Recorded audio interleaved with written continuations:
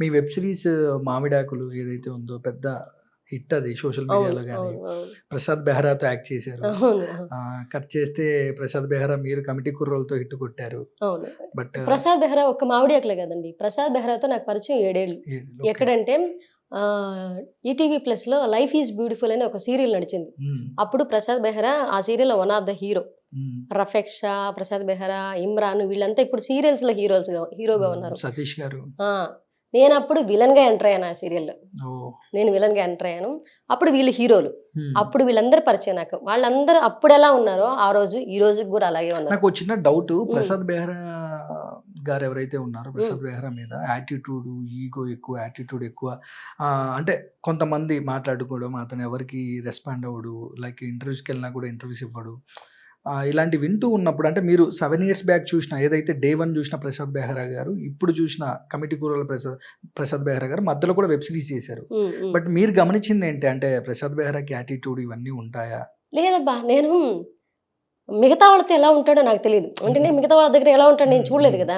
But నాతో మాత్రం చాలా జెన్యూన్‌గా ఉంటాడు. అక్కనే మాట్లాడుకుంటాడు. మేమిద్దరం హ్మ్. అక్క, నాన్న అని మాట్లాడతా నేను.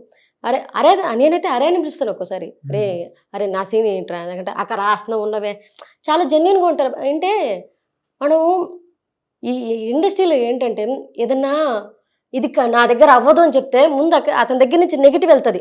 హ్మ్. హ్మ్. అతను హ్మ్. హ్మ్. తీసుకునేవాళ్ళు మనం ఆ సమయంలో ఒకవేళ ఏదైనా ర్యాష్‌గా మాట్లాడిన సమాధానం మనం వర్క్‌లో ఉండి ఇది జరగదు ఇప్పుడు రాలేనని చెప్పినా అవతల హ్మ్. తీసుకునే విధానం ఎలా ఉంటుందంటే నెగెటివ్‌గా తీసుకుంటారు. హ్మ్.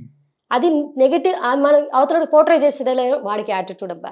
వాడు హ్మ్. చెప్పిన మాట వినడబ్బా! పోర్ట్రే చేసాడు. కానీ వాడు ఏ టెన్షన్‌లో ఉండి ఆ మాట అన్నాడు అనేవాళ్ళు వాడి ఫ్రెండ్స్ మాత్రమే, వాడి సర్కిల్ మాత్రమే ఆలోచిస్తారు. బయటోడు అంత దూరం ఆలోచించడు. హ్మ్. అందుకని బయట వాళ్ళతో మాట్లాడేటప్పుడు చాలా ఆచితూచి మాట్లాడమని పెద్దోళ్ళు ఎందుకంటారంటే అందుకోసం. హ్మ్. ఎందుకంటే వాడు ఎదుటోడు ఎలా తీసుకుంటాడో మనకు తెలీదు. హ్మ్. నేను అదే చెప్తాను. మనోడు ఒక్కోసారి ఇప్పుడు అవ్వదు భయ్యా నాకు వర్క్ ఉందని చెప్పి సరే కామ్‌గా ఉండరా నీట్‌గా హ్మ్. స్లోగా చెప్పు వాడికి.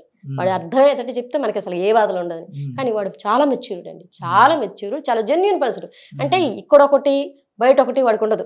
ఏదైనా అనాలనుకుంటే బయట అసలు అలాంటి వాళ్ళతో ప్రాబ్లమ్ ఉండదు తెలుసా? ఏదైనా అనాలనుకుంటే ఫేస్ టు ఫేస్ మాట్లాడతారు. హ్మ్. అలాంటి వాళ్ళతో ప్రాబ్లమ్ ఉండదు. కానీ నాకు కూడా పర్సనల్‌గా ప్రసాద్ బెహ్రా గారు తెలుసు. ఆ! హ్మ్. కానీ తను చాలా జోయల్‌గా ఉంటాడు. అవును. ఓపెన్‌గా ఉంటాడు. Very talented. అవును. అవును. ఇంకా ఎక్స్‌ట్రీమ్ అనమాట. హ్మ్. హ్మ్. రైటర్‌గా, డైరెక్టర్‌గా, అవును. యాక్టర్‌గా. అవును. అవును. నవ్విస్తూనే ఉంటాడు తెలుసా? ఆ సెట్‌లో వాడి మీద వాడు జోకులేసుకుంటాడు. పక్కనోళ్ళ మీద హ్మ్. జోకులేస్తాడు. నాకన్నా ఇంకో 2 సంవత్సరాలు చిన్నోడే ఉంటాడు. హ్మ్. నా మీ నా మీద జోకులేస్తాడు. అంటే అప్పుడే ఏడిపిస్తాడు. అప్పుడే బతిలాడతాడు. ఆ హ్మ్. చిన్న పిల్లల మనస్తత్వం అండి హ్మ్. వాడిది. కానీ ఇప్పుడు హిట్ కొట్టారుగా అలాగే ఉన్నారు మీతో? అంటే మీతో అలాగే ఉన్నాడు. అలాగే ఉన్నాడు. హ్మ్. నేనింకా ఎక్కడికి రాలేదనమాట. అంటే సినిమాలో వాళ్ళు ప్రీ రిలీజ్ ఈవెంట్‌కి పిలిచినా రాలేదు. హ్మ్. ఎక్కడికి పోలేదు నేను. నాకు ఫోను చేసాడు. "అక్క ఏంటే నువ్వేం చేస్తున్నావు? నీ సీరియల్లు, నీ సినిమాలు రావా ఇక్కడికి" హ్మ్. అని. "లేదు మా" నేను ఒక్క మాట చెప్పాను. "ఇన్నాళ్ళకి కనిపించానురా. అప్పుడెవరు దేకలేదు నన్ను. హ్మ్. నేను షోలు చేశాను, సీరియల్స్ చేశాను, అన్నీ చేశాను. అప్పుడు నేను కనిపించినంత కాలం నా వర్క్ కనిపించలా. హ్మ్. ఈరోజు నా వర్క్ కనపడనివ్వు నేను కనిపించకపోయినా పర్లేదన్నా. అబ్బా! అబ్బా! నువ్వు పెద్దదానివైపోయావే గ్రేట్. అంటున్నాడు.